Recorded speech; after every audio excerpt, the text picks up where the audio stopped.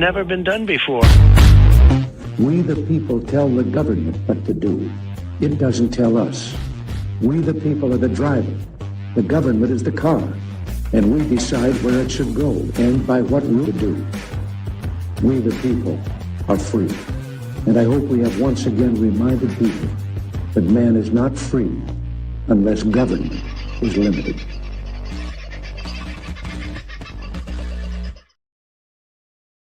Well, g'day, folks. How are you? I hope you've had a pretty good sort of a day today. It's been pretty nice where I am. Haven't seen any of those friggin' things in the sky that like to stripe us as they do, but that doesn't mean they're not floating around in your part of the woods or that they won't be floating over ours at some point later tonight. Where I haven't had, I did see a brief weather report somewhere that was predicting a lot more rain for both east and west coast.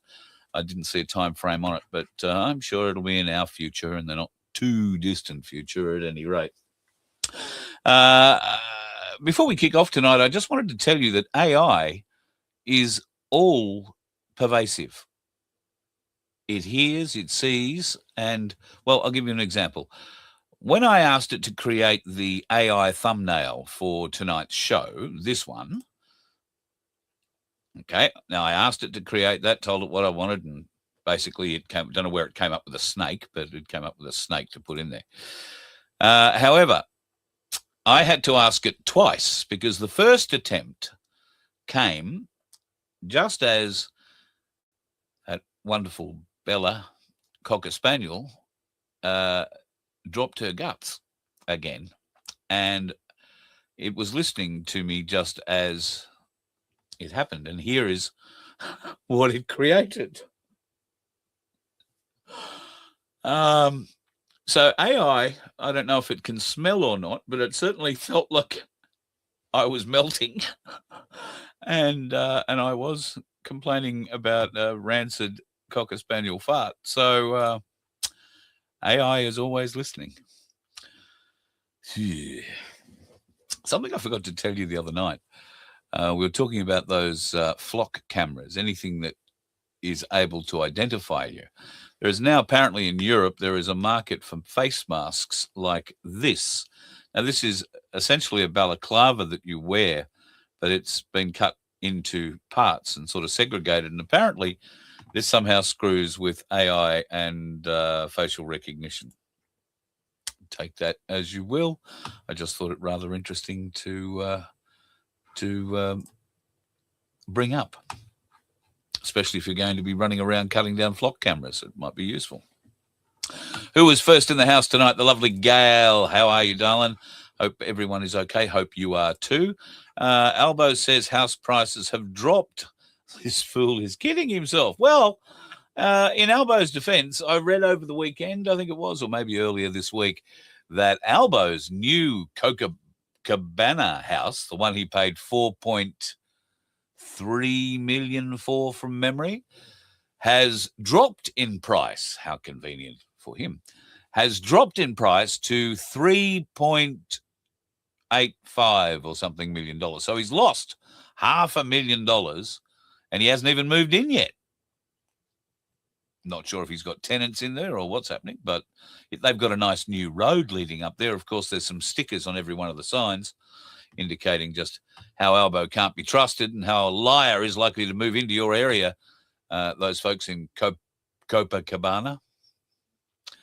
Going to bring down the property prices all around, have an Albo in your area, got to tell you. Never good. Tony, you were next in the house. Good on you, mate. Lovely to see you. Hope you are doing well. Property prices do seem, well, not to be going down exactly. What apparently is happening at particularly auctions is houses are being passed in because there are not enough people attending the auction with any ability to bid close to or above the agent's price guide. So the agents have been going in high, I guess, trying to do the best for their clients, and a bit like the block, finding it very difficult to sell. So clearance rates have been pretty shit house since the budget, and I don't see too many signs of that improving, unless, of course, you come from somewhere else and by that I mean overseas, you can show that you have a large or access to a large stockpile of wealth in some way, shape, or form, and you're willing and prepared to put it into the banks. Then they might well look at you. But I would counsel any of our subcontinent friends who come out here and think that 7-Eleven is a great idea. Remember how we always used to say, oh, shit, the Indians are taking over 7-Eleven. And to a certain extent, I guess they have or did. But have you seen what's happened to Indian franchisees in Sydney with 7-Eleven, particularly one who'd ploughed over $1 million into the business over the course of 10 years and was locked out of the business? We're reclaiming the store, thank you very much, and on your ass on the way out. Unbelievable. So I dare say that the Calcutta pipeline will be running pretty hot with stories about franchise agreements with 7-Eleven in the future, but it was nice to see that Jim's Mowing offered anybody who was caught up in that 7-Eleven bullshit, offered them Jim's Mowing franchises or anything in the Jim's area. Jim's Mowing is probably good. It's good you learn to drive a mower before a car, maybe. But difficult because you've got to tow the mower around, I suppose. Right on, Noah? Oh, no, God help us. At any rate, good luck for those people who have been caught up in that franchise bullshit. I feel terribly for you. To have your life savings gone like that would be, well, I mean, I've had everything I've owned taken from me twice, and it's been nowhere near $1 million. A fraction of that, and I was devastated. So I can't imagine what that would be like. Paul, you got my email? That's good, because I got yours for the first time this morning. I know you sent it yesterday, but I didn't see it last night. I wasn't looking. But I did see it this morning. Great, and hats on the way. All right, I'll let Tim know. It'll turn up at his house, and we'll dig it up. I'm looking forward to seeing what you've come up with, my friend. It'll be very, very cool. Gail's saying a 2-bedroom duplex where she is, built in the 60s, just sold for $975,000. Okay, that might be crazy where you are. I'm not sure where you are exactly. So, and by the time I get down the bottom, I'll probably miss it. Hello, Rach. Lovely to see you. Now, Rachel said that she was having trouble seeing people in the chat last night. That could be because of where you're looking in the chat. Or indeed which chat you are looking at. Now, I'm seeing a conglomeration, if you like, coming together of all of the chat rooms in each of the different streams I'm sending. But what I can't tell you is which stream you've come in on, or can I? Well, I sort of can. I can tell whether or not you're a Rumble stream or a YouTube stream or a Facebook stream.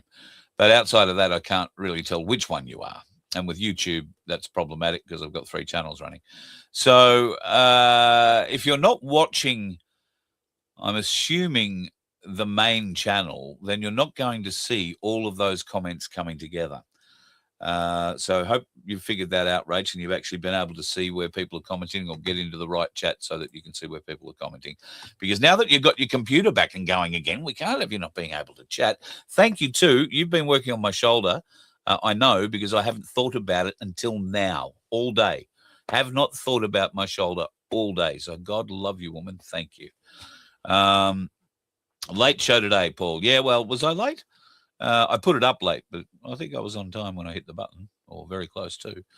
The lovely lady writer, Rose, hope you are well.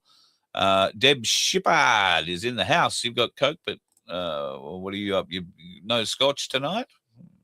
We'll need to fix that, Deb. Charging your Harley at the moment. Battery always by it. Righto, good on you, Paul. Charging your Harley. I mean, it's been a long time since I've ridden a motorbike, because God told me if I got on one again, he'd kill me, quite literally, or I'd kill me. So I've obeyed God and haven't got on a motorbike since then. But do Harley Davidson really make an electric motorbike? And would any real Harley owner ever want one? I mean, I don't know that I can think of anything more affronting than an electric Harley, Paul. But anyway, we'll see how it goes. Oh, yeah, I don't mind ginger ale with my scotch. That can work out all right too. I would prefer a bit like Deb. I'm a bit of a Coke preferencer for it. And it would depend on the Coke too. You can't just put Pepsi in. I mean, I'm sorry. You just can't put Pepsi in scotch. Not even close. All right. I'm having a bit of a glance down here. Happy wife, happy life. Daniel, I hope you are well. And life in Canberra isn't so cold that you can't get out and about and do a few things. Although I remember Canberra in winter being quite nice, just bloody cold, which is the way of things. So, Scotty, the news is in the house. Nice to have you in, mate. And everybody's having a great old yak in the chat. I don't think I'm getting too many questions. Deb's given lessons on how much scotch to how much Coke, I think. I'm not going to say she'd know, but she might know. Say good day to Kevin. I hope he's well. All right, just scrolling down to try and get to the end of the chat so I can see what's going on. Stinky dog is right. Absolutely horrendous dog. I'm going to start forcing charcoal down its throat shortly. Aussie Infidel in the house in Harvey Bay. Hope you're doing all right up there. G'day, Pete. Pinaroo has dropped in and, yeah, housing is a nightmare for everybody everywhere.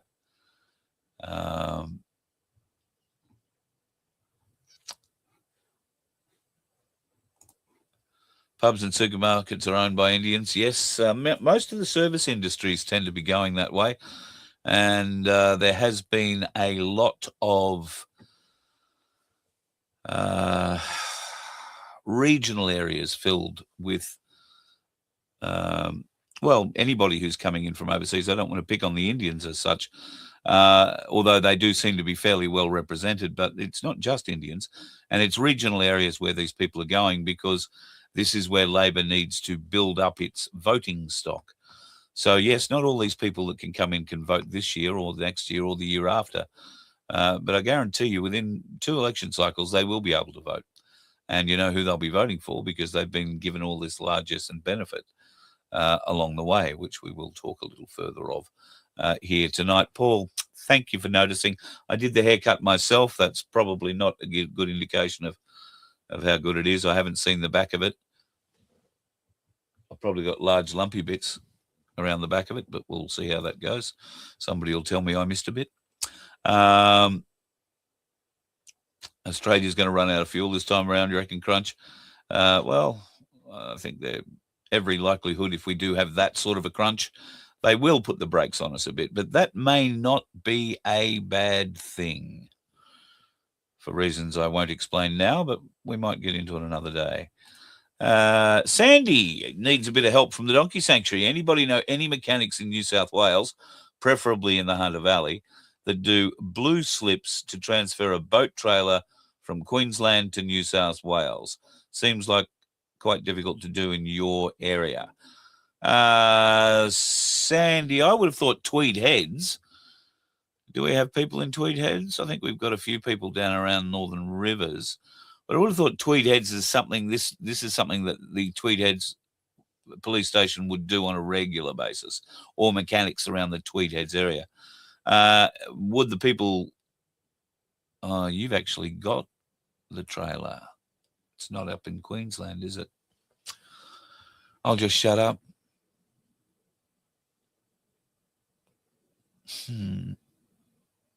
Might be able to help you out. Maybe I bring it back to Queensland for you.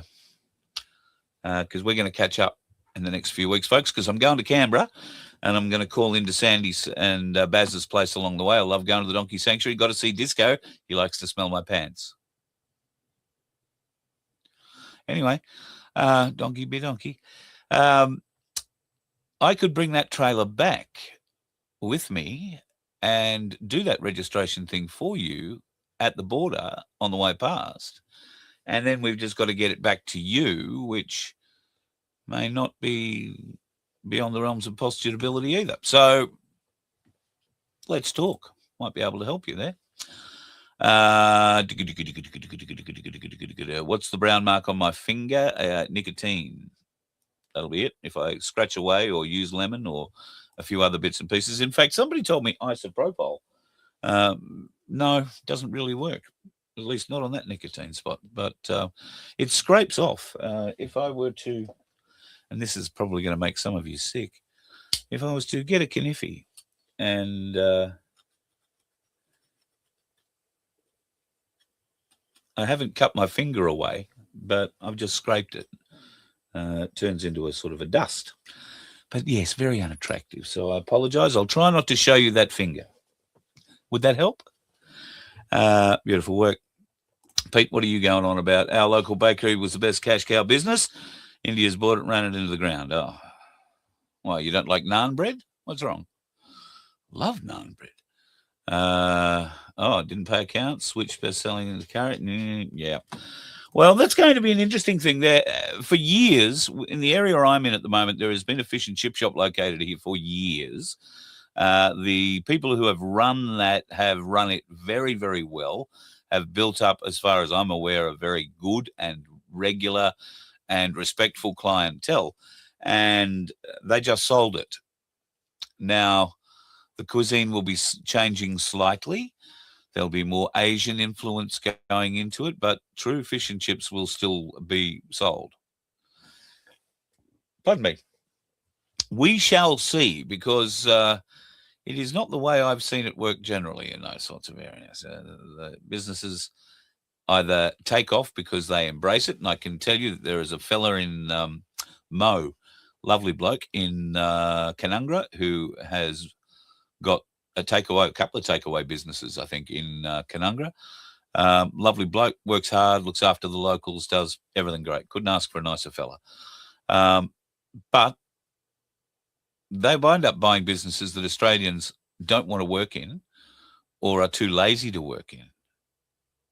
And that's why they make a go of it. Good luck to them. Good luck to them. Australians have been very quick to, poo-poo a lot of jobs that we refuse to do or are beneath us or don't pay us enough or whatever. Maybe we are just starting to reap the benefits of that attitude. And then, seriously, what is the benefits of going to university these days? I'm sure there are benefits. I'm just wondering, once you get out with all the other uni graduates, what are those benefits? Aren't you just 4 or 5 years behind where you could have been in the workforce? I'm just saying. Been a hell of a day at the sanctuary. Found a deceased donkey in your special care unit. Bugger me. Suspected heart attack? How many jabs had it had? Asking for a friend. I'm sorry to hear that. That's sad. But I guess they're in the special care unit for a reason. Lightning. Have you got lightning there, have you, Alan? I'm a bit lost. Maybe it was something we were talking about earlier.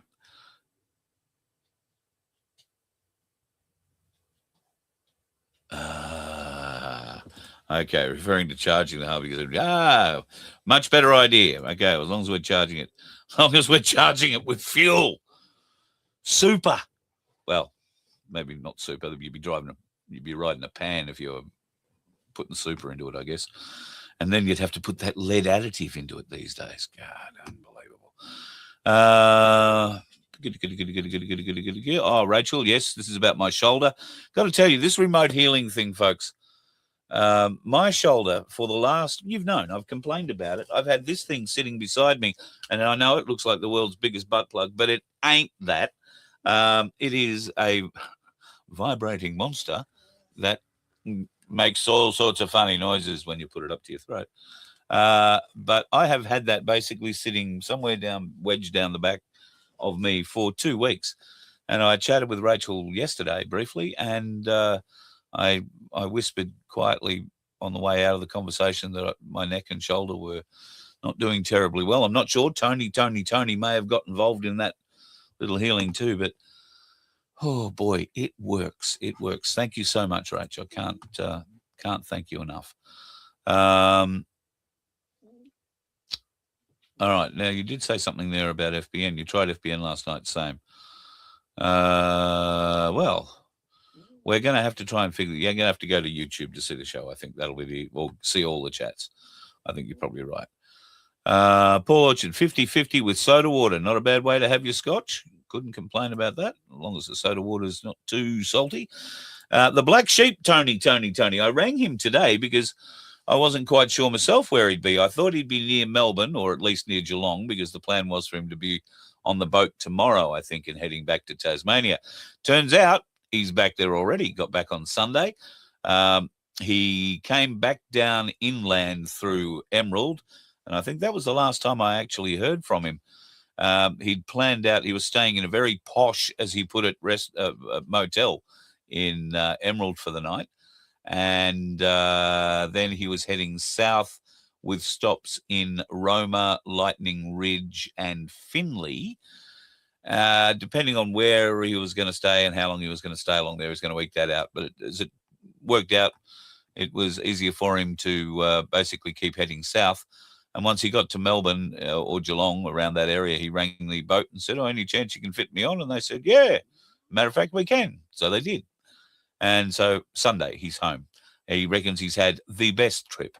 He has now been to the most southern part of Australia that you can drive to and the most northern part of Australia that you can drive to. He met some fabulous people along the way, including Rob, who he wanted to pass along his best and say, I hope he's enjoying the hat. And so many other people along the trip that he's made friends with. So, and who have come and joined us, because he does tend to spruik the voice of freedom a bit when he's on the road too. So God love him. Thanks, Paul. And I'm so glad that you had a great trip. Crunch, what country would I move to? Vietnam, Thailand, Fiji, or the Cook Islands?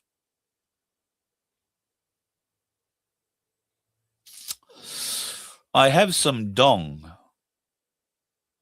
So I might go to Vietnam, just between you, me, and the gatepost. When I say I have some dong, I have been... no, don't. No.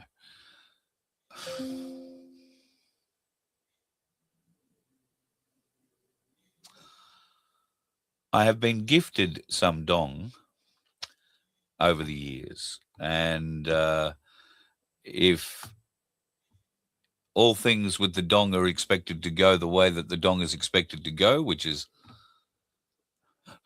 up, I'm sorry, then I'm very hopeful that my dong will go the same way. I don't know. Thanks for asking that, Crunch. Really appreciate it. You got the idea, haven't you? Right.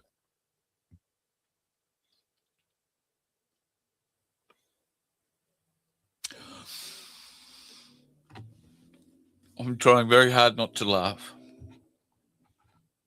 or say anything else.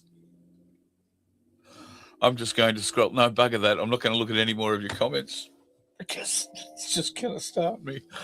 And I can't. Right. Right, let's get on to a sober topic, shall we? Cancer. There's nothing to cry about there. Oh, laugh about. I mean, there's probably plenty to cry about. I had hopes that the mainstream media... God, now I've rubbed something into my left eye. An eyelash. Bugger. I had hopes that the mainstream media were coming on board with all things truthful when it comes to the COVID farce. There were some encouraging signs from Channel 7 where they started talking about cancer rates. And that made me think, oh, wow, I'll go and check this out. This looks like it could be good. More young Australians are being diagnosed with cancers once thought to affect mostly older people. Doctors say environmental factors may be to blame, as one woman bravely shares her story, hoping to spark change. This is what chemotherapy looks like, one of the most powerful treatments to kill cancer, being given here to a 35-year-old woman. Jessica, are you scared right now? Terrified. I'd be lying if I said I wasn't, to battle this cancer. A rare form of ovarian cancer, but the process to get to this treatment was painful. I approached a few doctors who told me that I was too young for cancer, that it was something that... Too young, something that doesn't happen to women her age, only happens later in life. Turns out a year later, they found a 13-centimetre tumour and took her right ovary and her right fallopian tube out. Cancer's on the increase? Jessica's story is becoming more common. Cancer rates are increasing in young Australians. Ovarian cancer is up 30%, breast cancer 50%, and bowel cancer 71%. Increases also in prostate, pancreatic and liver cancer. It's very sad. These increases are across the board in young people, younger people. This is why it's raising so many eyebrows. And you would think that the doctors would be right onto this. Well, you would hope. We think that there's a big impact from environmental factors, be it what people are eating, people smoking, what people are drinking, the amount of exercise they're doing. More research is needed. Just bullshit! We think Listen that there's again. a big impact from environmental factors, be it what people are eating, people smoking, what people are drinking, the amount of exercise they're doing. More research is needed. For now, Jessica knows what she has to do. Ovarian cancer picked a fight with the wrong woman. A fight she says she won't lose. Well, prayers for Jessica. I hope she doesn't lose that fight. But what they've refused to accept there is that Jessica is fully jabbed up. Not sure how many deep. But new research is showing anybody who is 2 jabs deep stands a much greater risk. And this is research that's coming out of Japan. Now, I'll just try and... Oh, that's the wrong thing. I will just try and dig out that actual piece of research before we move on. I did save it, I thought, and it hasn't, for whatever reason, come through in that folder, so it might be in a different one. Just give me 1 second here. The findings are coming from a Japanese study. Sudden unexpected deaths on the increase, which is what they're really talking about, and we are seeing evidence of it. Sorry, stop. All over the place. Here, let me throw this up. It has issued a horrific warning for those who are COVID vaccinated. Compared to those who are not vaccinated, the mortality rate is 5 times higher if you get vaccinated twice. 5 times higher if you are vaccinated twice. There is now a push from not just this professor, but doctors around the world to cease mRNA vaccines completely. And one of the people who is pushing very, very hard for that is Dr. John Campbell. You may have seen Dr. Campbell. He's an Englishman who has been putting out a number of videos for some time, health-based videos, and they are exceptional. He's been a great help to many millions of people around the world, I'm sure, explaining what's gone on throughout the COVID fast, not just in the UK, but broadly around the world, and how the health systems were manipulated, if you want, for the want of a better term, and they were certainly manipulated in ways that we wish hadn't happened. But as more and more conferences, more and more people coming together around the world and discussing ramifications from COVID are starting to say out loud that very soon people have to start being held accountable for the decisions that they made. Now, they want to start with the big pharma companies because they're the easiest. But then they're going to come after the doctors, and the doctors are going to say, well, we were coerced. We were made to do it by institutions like APRA, who at the time didn't have one practicing medico on their board. Not sure if they still do today. This is the same board that, was deregistering doctors left and right because they were prescribing, or at least refusing to not prescribe things like ivermectin and fenbendazole and menbendazole, those sorts of things. Those doctors are going to have to wind up answering a question too. Now, whether or not that winds up with them facing a rope or it winds up with them paying damages for the rest of their lives, because the damages they created, because they didn't push back. Oh, I was only doing my job was never enough of an excuse. Certainly never enough of an excuse while the Nuremberg trials were happening. But anyway, I don't think that excuse will help the Labor government either. So at the moment, we are in the winter broom riding season for them, and nobody's in Canberra. But Jim Chalmers, our illustrious treasurer, who came out with what is now pretty much generally regarded as the worst budget in Australian history, at least in the last 25 years, he's come out with another doozy, except has he really actually come out with it? So Labor just helped a foreign company over Australian farmers buy Australian farming land. They just helped a foreign company buy Australian farming land, and they chose to do that over the Australian farmers. And they did this in Tasmania, folks, and they did it while all the broom riders were out of Canberra, and they could just sign it away quietly. Well, Bob got a hold of it. Now, I'm not sure if this lady's name is Bob or not, but this lady does tell it how it is. And Tasmania, I feel for you, but the rest of Australia, stand up and take notice. $69 million of Australian taxpayer money just helped a foreign fund outbid Australian farmers for Australian land. Let that one hit home hard. Tasmania's largest farm, 22,000 hectares of productive dairy and beef country, feeding Australian families for generations.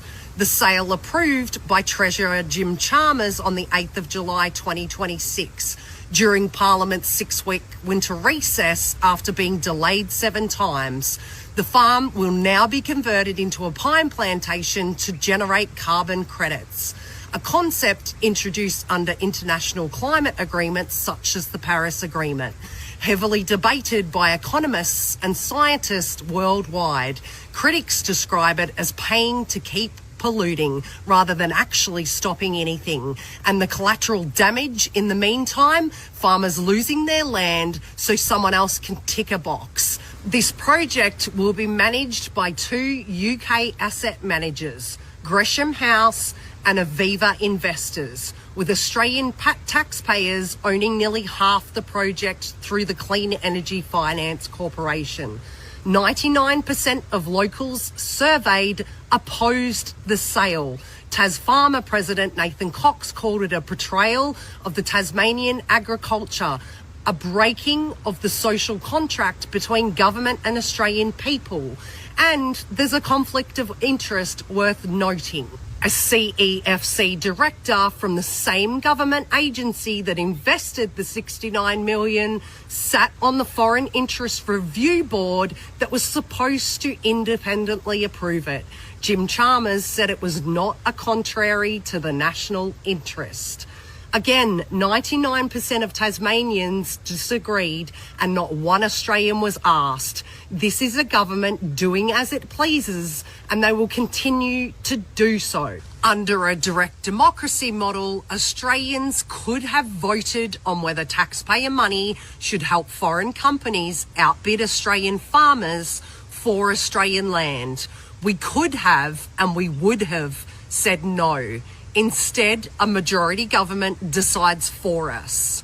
The very system that allows this is what needs changing. Imagine if every Australian made that a non-negotiable condition of our vote. Change would happen quickly. This is no longer just about choosing which politicians are running the show. This is about installing the safeguards that give us the power to say no in the first place. Start demanding more Australia because nothing changes until we do. I mean, how good does that lady speak? Absolutely brilliantly. And if you think that this can't happen to an area near you, how wrong would you be? Now, let's be honest, with the amount of Indians that we're bringing into the country currently, we're not going to have a beef industry that's growing. Let's face it, most of them prey to cow, they don't eat it. So what sort of opposition are you going to get when you start knocking off thousands of acres of prime beef land, prime milk dairy land? Oh, well, not too much. I'm not going to worry about it. Somebody already mentioned in the chat, we are apathetic. Oh, it doesn't affect me. She'll be right, mate. Thanks, Crunch. It was you. That attitude has to change, people. We cannot just say, oh, it doesn't affect me. Now, you know, a 22,000 hectare farm in Tasmania doesn't affect too many mainland Australians, I'll grant you. However, I guarantee it affects 50,000 friggin' Tasmanians in a very big way. Or 100,000, I'm not sure how big Tassie's got. I think it's 100,000 plus people down there. But I have no doubt this farm would contribute a very significant portion of what it outputs to the local community, the state-based community of Tasmania. Now, so that we can bow down to some climate-crying carbon credit bullshit, 22,000 hectares of prime beef land is going to be turned into pine trees, which I can tell you from experience, folks, is a huge rort in Tasmania. Now, the experience isn't mine personally, but my best mate and his other half lived down near Launceston. They bought themselves a property that had a pine plantation on it. They bought that property because the pine plantation was going to pay them a dividend in, I think it was 10 years or it might have been 12 years after they bought the property. The Guns, the big sawmilling mob down there, had a contract to take the wood. And it was all going to be bought. They were going to make money. You know, they were going to be able to pay their house off with it. It was all going to be a great thing. Except when it came time for, I'm not sure if it was Guns or whoever it was, to come along and actually harvest the wood. And the price they were going to get for the wood meant that it wasn't worth cutting down. So that was, I think, engineered by the Tasmanian state government as they tried very hard to put the logging business out of business in Tasmania. And I think to a very large extent managed to. But so many properties used to have these leases with the big lumber companies where there would be huge pine plantations that would be growing for 10, 12, 15, 20 years, whatever it was. And then in they'd sweep, cut it all down. Everybody gets a share out of it. Everybody's happy, make money, move on. Except that's been taken away now from Tasmanians as well. So this carbon credit bullshit, well, there's money being changed hands somewhere so that someone somewhere can plant a pine seed, a pine tree seed, or 2, or 2,000, or 200,000, or whatever bullshit they've been sold on. Let's hope this bullshit doesn't go too far and that a change of federal government will be able to roll this back in some way, shape or form. I don't know that a change in state government would fix it in Tasmania, much less when a state government election might be heard. But Tasmanians, surely you must be kicking up about this, or do you have enough prime beef land given your biggest one is now going to be turned into a pine tree plantation? Mainlanders, what are you going to do to support our Tasmanian brethren? It's already happening here on the mainland, not with pine plantations, but with transmission towers. Land being compulsorily taken from farmers.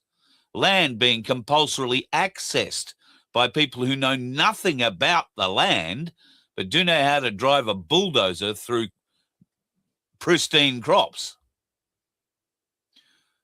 who do know how to tear down gum trees that are hundreds of years old.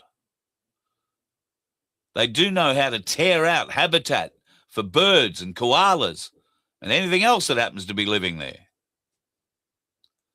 All in the name of greed.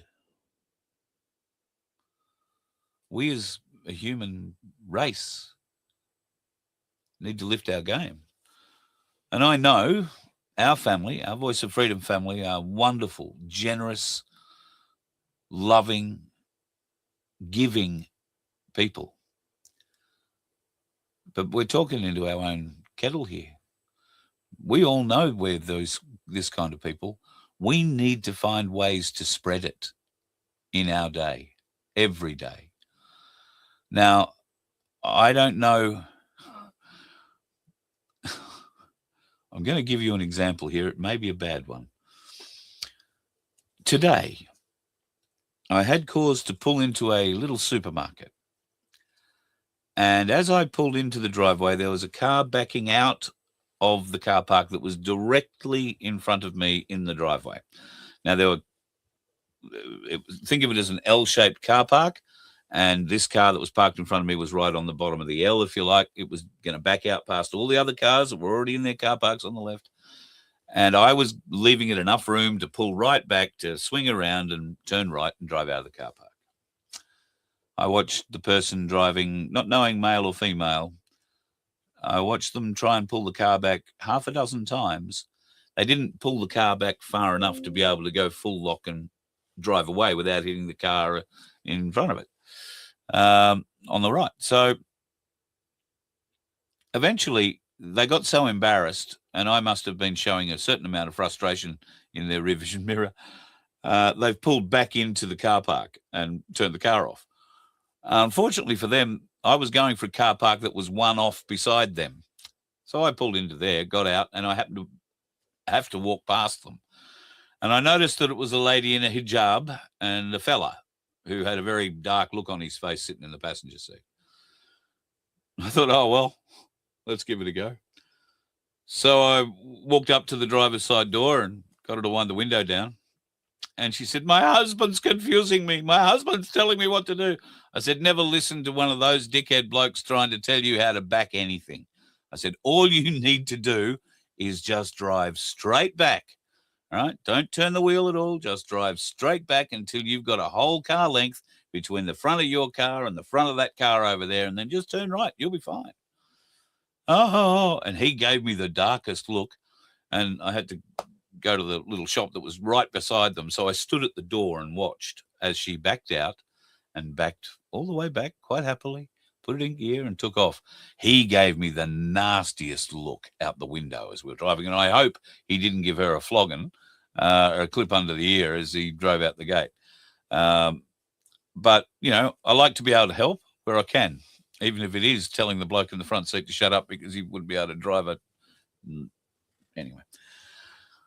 There was something to do with a nail and a certain piece of an anatomy there, but I won't get into it. You know what I mean. At any rate, we should all be doing better.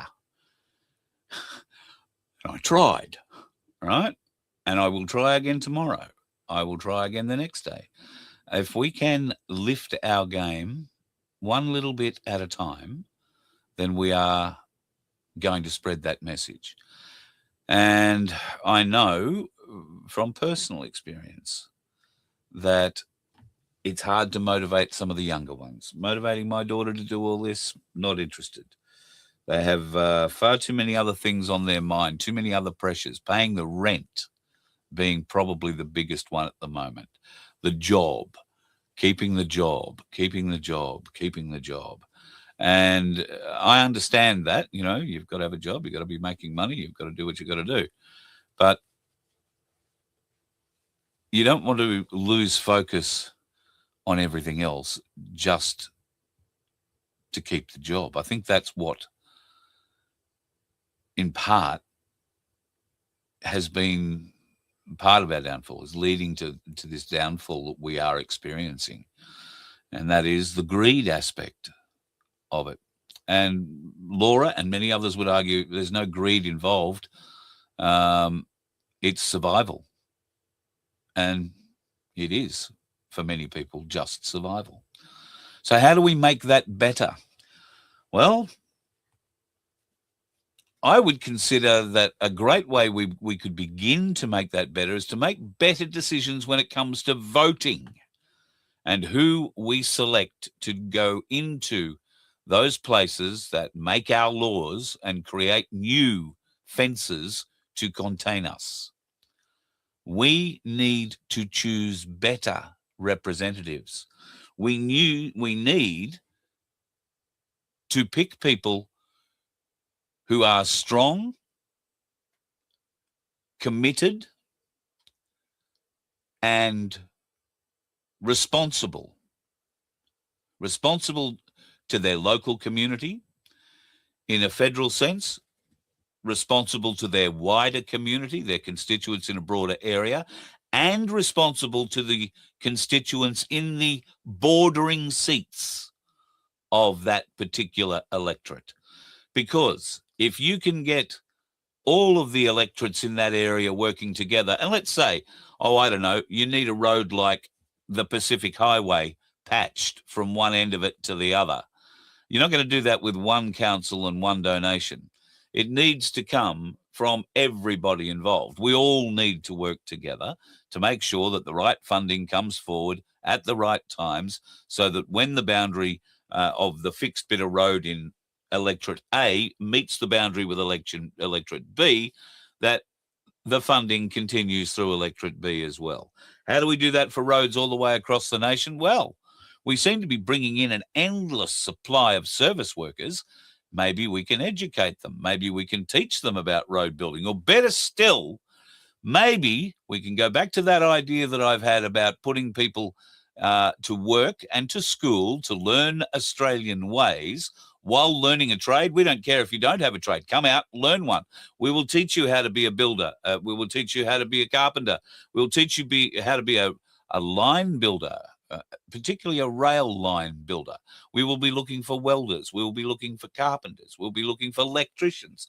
We'll be looking for diesel fitters, mechanics, all sorts of things that Australians apparently don't want to do anymore. But we can put all of those people who want to come to Australia and do those jobs to work. And we can fund it through our gas sales. And what would we build? Well, I think we should build across Australia, at the very least, fast rail system. And now it doesn't have to travel at 500 kilometres an hour. But I think a swift system would work better for all concerned. And we can't just build one rail. We'll need to build maybe 4. So if you're going across building 1, why don't you build 4 side by side? Yeah, okay, it might be 4 times the cost, but is it? I don't know. We'll think about that. Why would you want to do that? Well, you'd want to do that because all of the ore seems to be on one side of the country and all the ability to turn it into steel is on the other side of the country. So why wouldn't we want to dig up the ore in Western Australia, send it across to the East Coast via Adelaide maybe? You know, there used to be some big steel mills there. Down to Wollongong, there's still some steel mills there.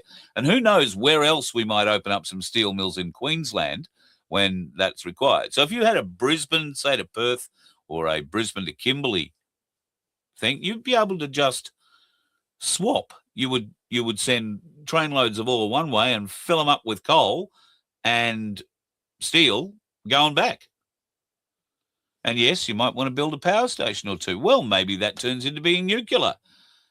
Well, that's only going to benefit. Trainline will only benefit that.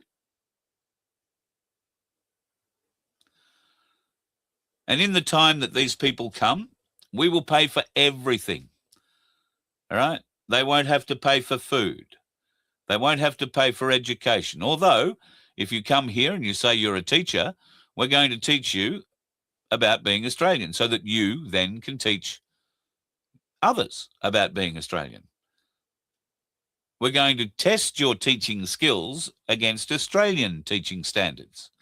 And if yours need to be lifted, great. If ours need to be lifted, which I suspect they probably will, maybe that will show the deficiency and they too will improve. If you're a welder or you want to be, we'll give you a job doing that. And then on the weekend, we'll teach you the difference between Collingwood and Carlton and why Carlton can never, ever be better than Collingwood. Right? Just saying. It's an important difference. We don't care what game of soccer you play. Nobody cares. Nobody cares. But it comes state of origin, you better know what colour you're dancing for. And we will be able to teach you that. Preferably in a way that won't leave you bleeding and bloody like I got taught. But, you know, you will learn that. You will become Australian. You will learn our ways, all while contributing in a nation-building project that will bear your name, your skill level, your mark for eternity, or at least until everything gets washed away in the next flood. And we can pay for it. And what happens after 5 or 6 years of you doing this? You get your qualifications, you get your education. I know of people who've come to this country, qualified brain surgeon from India, who now works in the NDIS, answering phone calls to people who could probably do with the brain surgeon's help. Not at the NDIS, but at a hospital. So if you come here and say you are a brain surgeon, we're going to put you to work. While those cities that are being created in the outback, while we are building this moving feast of a train, we will create small communities all the way across this country. And who knows, some of these people might like to stay in them. Some of these places will grow into tourist establishments. Some of them will be the new heart and big cities of Australia. It can be done. It just takes a little bit of will and the right people with one vision in Parliament. And unfortunately, people with one vision that can unite others behind it have been kept out of the Australian Parliament, I think, all of my life that I've been politically aware. So it has to change. We have to wake up. We have to grow up. We have to become adults. We have to give a shit. We have to stop being apathetic.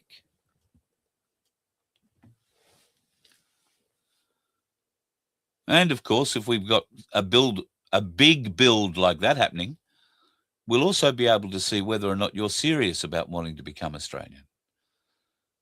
We'll be able to tell whether or not you're going to be a troublemaker or not, because you'll show it.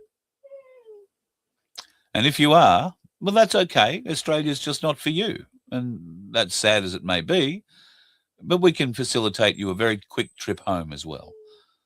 But for those that see out their time going through that sort of a system, contributing to a big build here in Australia, then when they get to the end of that time, I agree there should be a check for them, for the adults, the workers who've gone through and contributed. And that should be a very large check. Should be enough to buy them a house anywhere in Australia. No, not the biggest house in the best suburb, just an average house in an average suburb where most average Aussies get to start their lives. And what might be nice is that all of these Indian builders that have been encouraged to come across to Australia might have been able to bring their building skills up to the Australian qualified or quality levels by then, and they can help build those houses. Maybe they can help build a few more, because God knows there's going to be a few Aussies who need a house too. And let's hope many of those Aussies choose to go to work on a project like this.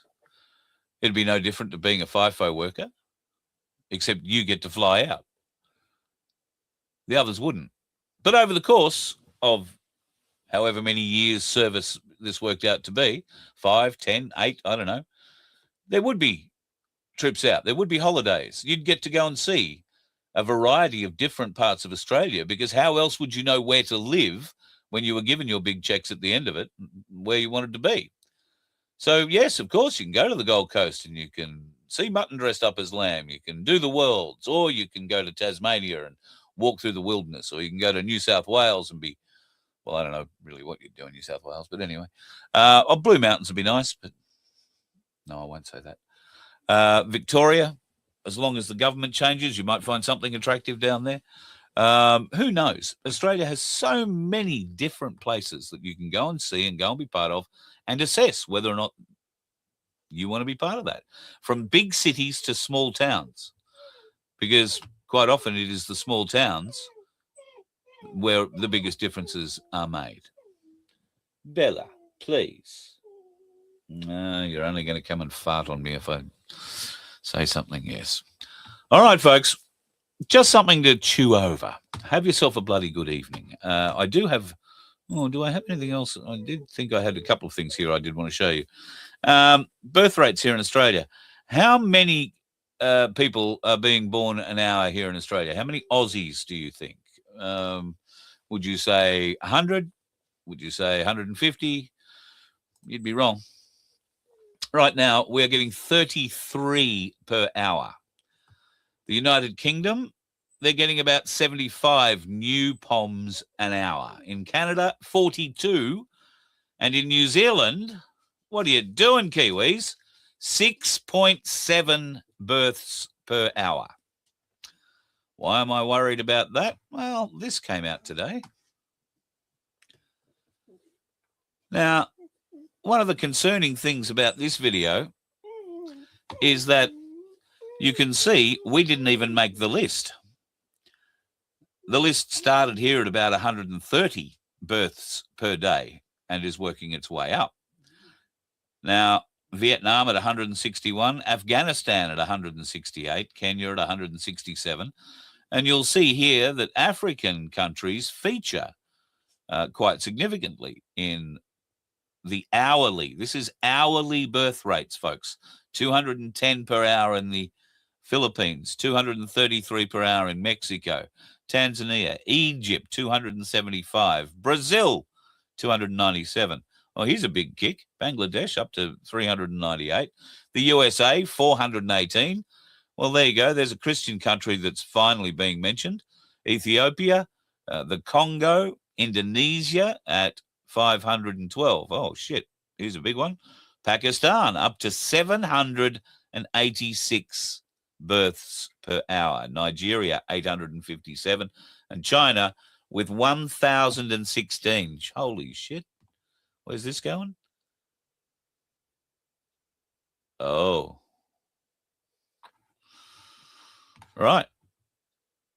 2,651 births per hour in India.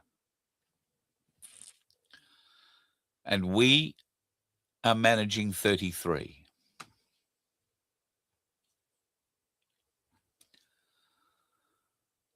I know there's probably not too many of you watching now that would love to go out and have more kids. But if you are of that age, can I please encourage you? Your life is more important now than ever before.